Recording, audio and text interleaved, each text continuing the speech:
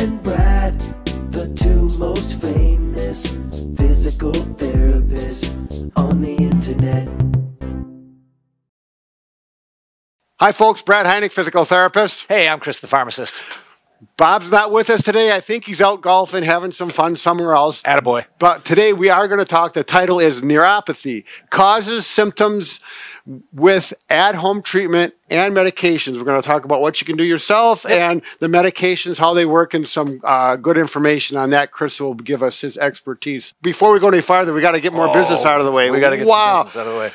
I'm not so good at this. Bob usually does this part. So anyways, the giveaway is coming up, and what the giveaway is, this is a sweetheart. This is our Q2 massager, and it is just a delightful thing. This is one of my favorite ones, and if you go to bobandbrad.com right here.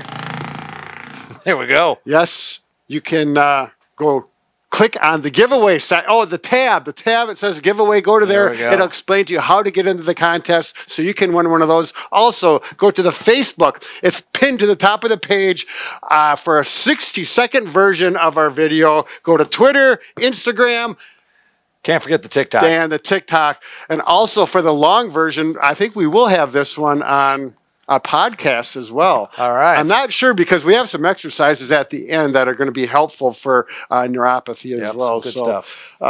Anyways, shall we carry on, Chris? I think we should. I do want to mention with neuropathy, we're talking about, you're going to go through some of the details on it. Yep. You can explain it much better than I. But for this channel, we're related to physical therapy, and almost always, in my experience, and I think most PTs would agree, neuropathy is associated with diabetics.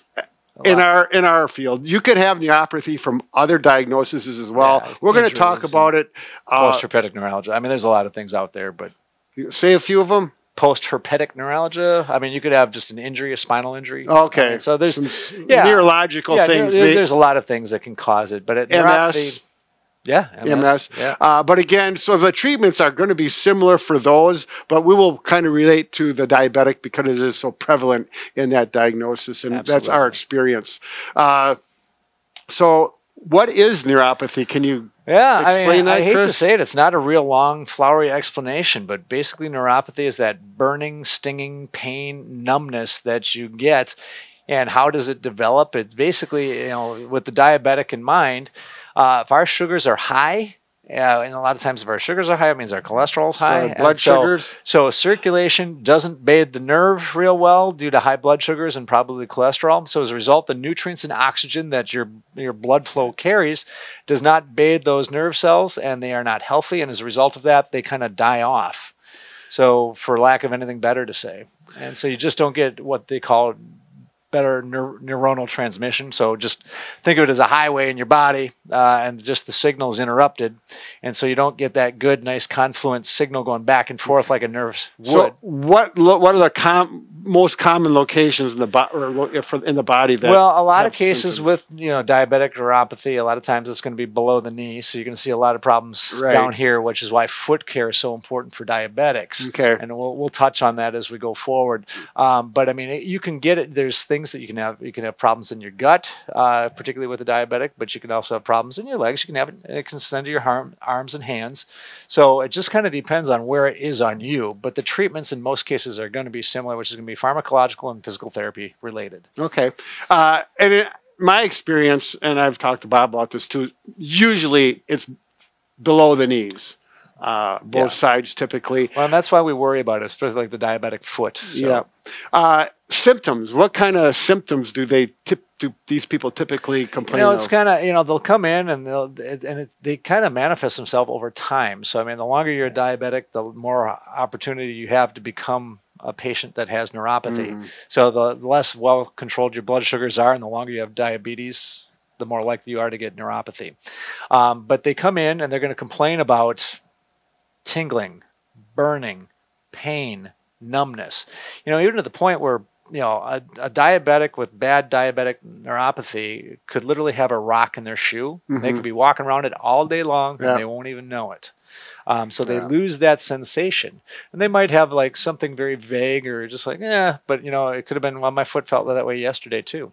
So it's so important as a diabetic, and number one is to check your feet daily to make sure there's no little nicks, cuts, blisters. Sure. Because those are the things that can lead to infection and other problems. So with that, say there is a little stone in there and you walk on it, you do not feel it as a result of the neuropathy. That stone may break the skin open.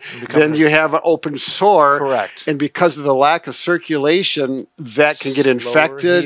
And that it's slow healing because of the diabetic side effects. And it can actually lead to an amputation. Yeah, that's the worst case scenario that we're so the things that we're going to talk about today, guys, are just, we want to make sure that we're controlling our blood sugars, we're exercising well, we're eating well, and we're using our medications appropriately. Sure. And those are the things that will help to stave it off.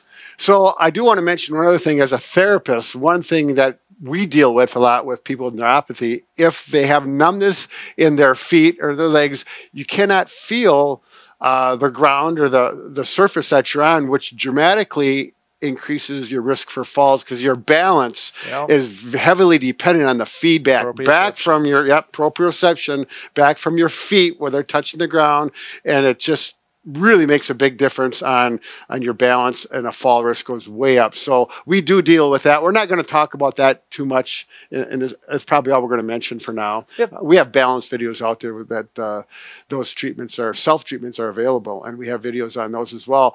Can we go right to diet? How can these people with neuropathy change or manage their symptoms? Absolutely. I mean, that's the thing that, everybody, we know neuropathy has no cure. That seems kind of damning for a lot of people, but at the same time, we can make it better.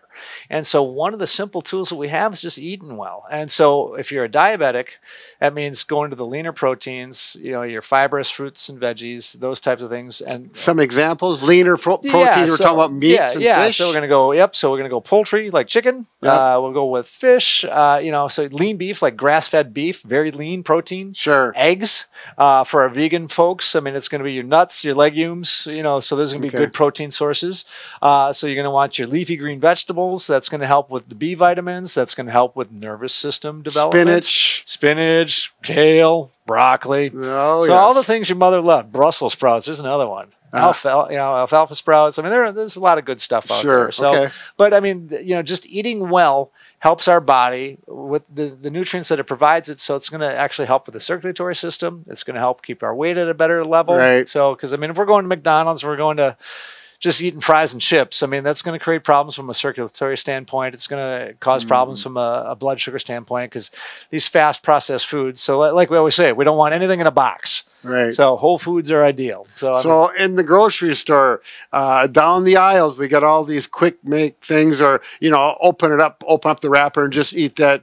Those health food bar things that usually are not healthy. Yeah, they're not as healthy as what they were advertised to be. And unfortunately, I mean, they try and pack, I mean, there's a lot of sugar and other processed things in there that unfortunately, particularly with the diabetic too, and that's one of the things with advertising that makes it so challenging is, oh, well, I'm having this particular bar and it seems like it's going to be a nutritious choice. It's a health bar. It says health bar right on it. Yeah, and they show people climbing mountains and everything else, and you think it's going to be a good thing to have, and all of a sudden it's made with tons of sugar or high fructose corn syrup and things of that nature. A big one that I always look for now is yogurt. Yeah. I used to just think yogurt was yogurt, and I start looking at the sugar content. There's a ton. There's as much sugar in a thing of yogurt is a can of Pepsi with all the sugar, and it's like, whoa. It's kind of the better it tastes, the worse it is. Yeah, exactly. So be careful, look at your labels. But, let's talk about yogurt. Yogurt's a great, to me, it's kind of a power food. If you get like a plain vanilla yogurt that's not, so what can you do? Add blueberries, add raspberries, add some walnuts. You can add the sweetness yourself. That's my recipe. I do blueberries, blackberries, walnuts, flaxseed and kai seed. Yeah, and all those products nutritionally have actually kind of nutraceutical properties that will help your body. Sure. I mean, you have the flavonoids in those dark berries, so I mean, those that help with your circulation. Yep. They help with anti-inflammatory action. So there's a lot of nutrient dense things in that. And then the yogurt's got the protein. It keeps you full. So it's good for your muscles. It's good for your bones because it's got calcium and vitamin D. Right. So I do want to mention, because a lot of times people say, oh, you stick to your genre. Yeah. So, you know, he's a pharmacist, I'm a therapist.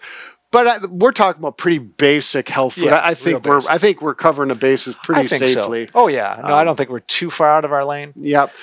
Should we go on to the next thing? Yeah. Exercise. Why do you need to exercise if you're got neuropathy? Yeah. How is that going to help? Well, there's a lot of different reasons, but specifically, I mean, what happens when we exercise? Our heart rate comes up. So if our heart rate comes up, we're challenging our circulatory system. Sure. So that helps to bathe those nerves, the nerves and the muscles.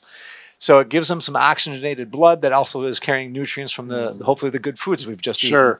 And so that will help the body to develop and hopefully get stronger and more endurance. And hopefully improve some circulation and moderate some of those neuropathy signals and symptoms that you have. So when you have better circulation, you have better strength, better coordination, better proprioception as a result of exercising, because these things all kind of build on one another.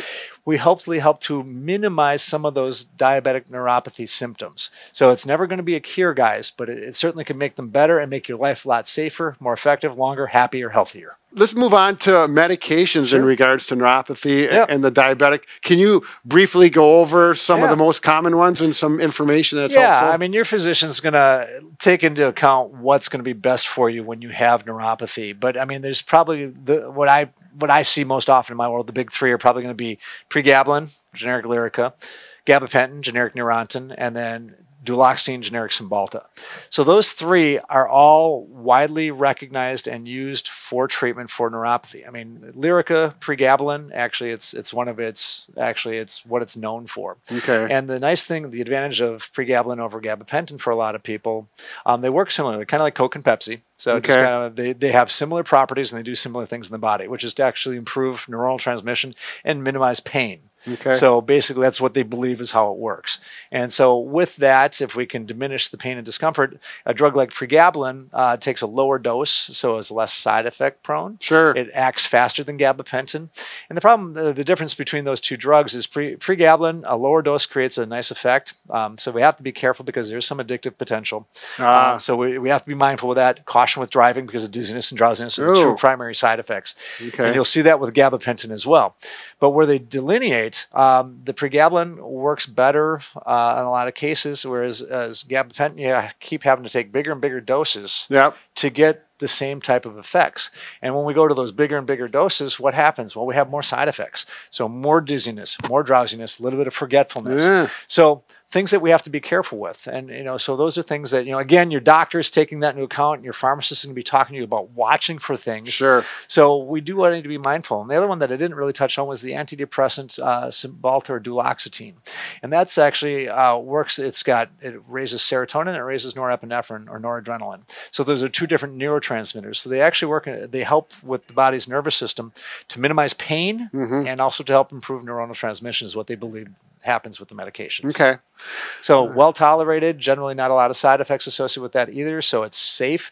It certainly isn't a great alternative because, you know, there can be pain with neuropathy. And so it's an alternative to using opioids, which also is something that has their own series of bad sex. So that's kind of where the utility came from. A whole nother video there. Long video. But I mean, so those are kind of the main three, but any antidepressant and any anti-seizure medication, just to kind of envelope them in, will have benefits for neuropathy. And sometimes if one, let's say pregabalin, gabapentin, or duloxetine doesn't work for you, your doctor can try some of the more atypical things like maybe an old school antidepressant like a tricyclic like amitriptyline or something to that effect. But those are things that your doctor would do based on your conversations, your appointments, and your follow-ups. That's pretty individual. Exactly. All right, now the next thing we're going to do is this is actually going to be a two-part video. This is the end of part one. We still have to cover on more of my aspect of it, showing you some exercises to improve your circulation, help that neuropathy out, particularly from the knees down. And we're going to talk about footwear and shoes along with that because it goes along with the exercise. Extremely important thing with the footwear. It's some good information. So stay tuned. We'll have the next video. Well, I'm not sure when it's going to come out, but we'll have the two linked together. It'll be within a week or two. So good luck on this, and we'll see you on the next part two. All right. Bye, guys.